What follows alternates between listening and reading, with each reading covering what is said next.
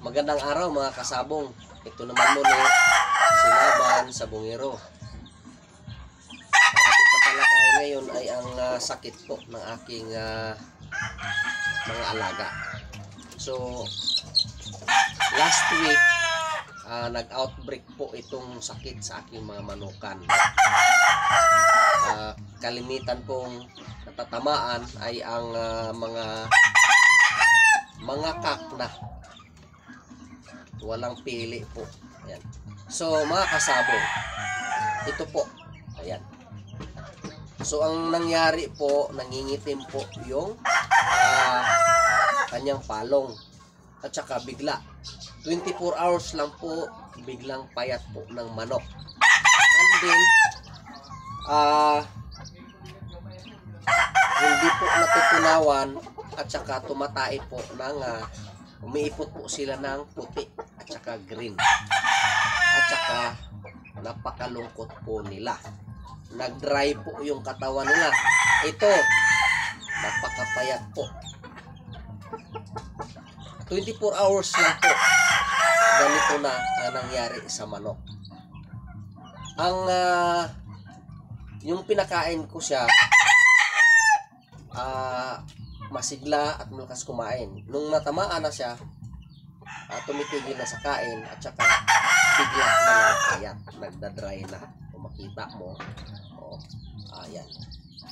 So i-share ko po sa inyo, baka magkaroon po ng outbreak yung manukan ninyo. Ganito po yung ginawa kong gamot. Ito, 4 na po yung natamaan. Pero nung ginamot ko, within 3 days po, nasulian na.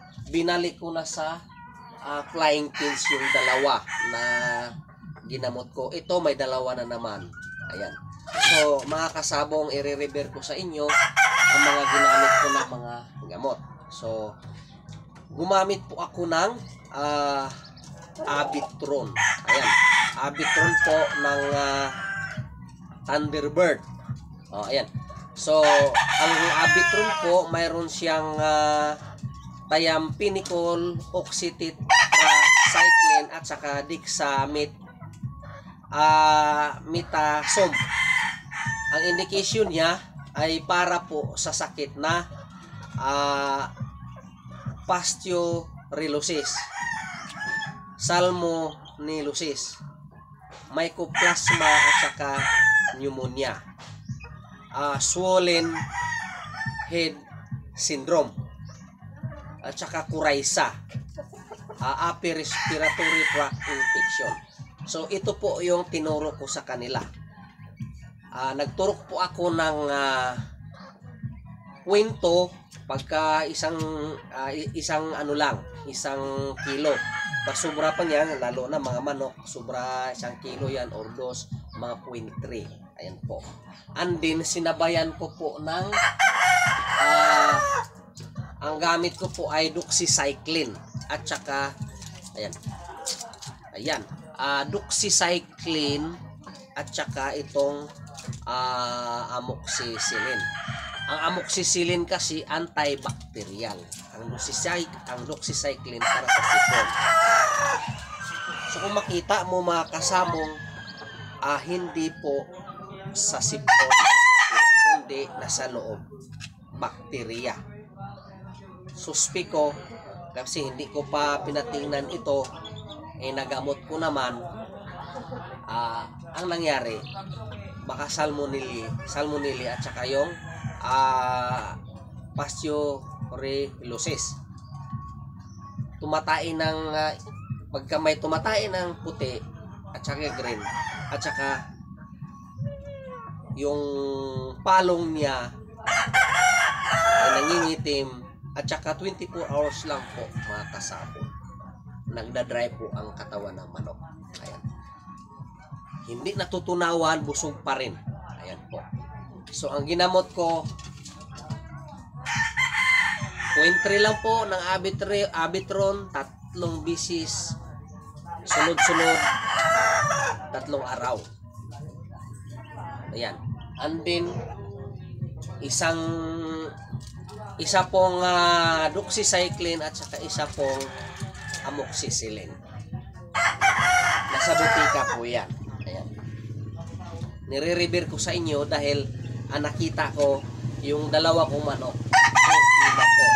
Itong dalawa naman, medyo, kung makita mo, medyo yung kaniyang itsura na medyo malungkot ay lumiliwanag na po. Although, hindi pa siya talagang cure dahil isang araw pa lang naturukan. So, after 3 days po ay talagang masusulian niya. Agin mga kasabong, nire-rever ko lang ang aking napagdaanan. Sa kabilang manukan, sa kabilang mga may manok po ay namamatay po ang manok nila dahil hindi nila nalaman. Ang sa akin naman po ay revelation lang po ito sa ginawa ko na nasulian siya. Ayan. So, ganyan po ang ginamot ko. Abitron ng Thunderbird, although ang Abitron po ay mas malakas siya sa mga chronic respiratory disease, sa mga kuraysa, magaling yan siya. Pero nagtaka ako, nagamot po ang sakit ng nagtatain ng puti at saka green at malungkot. Nagdadry po ang palong, pumapayat po. Within 24 hours lang po pumapayat, lumiliit. Ngayon, naturukan ko na isang bisis, pangalawang ngayon. So, nakita ko medyo naibana na, ano? Nabawasan yung kaniyang lungkot. Baga makita mo sa itsura niya, ayan, hindi kamukha nung hindi ko pa naturukan at napainom ng gamot. Again mga kasabong, maraming salamat pala sa ating mga viewers, sa mga subscriber. Kung gusto niyo magtanong lang po kayo para sasagutin natin yan. Kung may mga sakit yung mga manok niyo, free kayong magtanong dahil nga araw-araw po tayong umaati ng seminars. Baka makatulong din po ako sa inyo. Maraming salamat po sa inyo.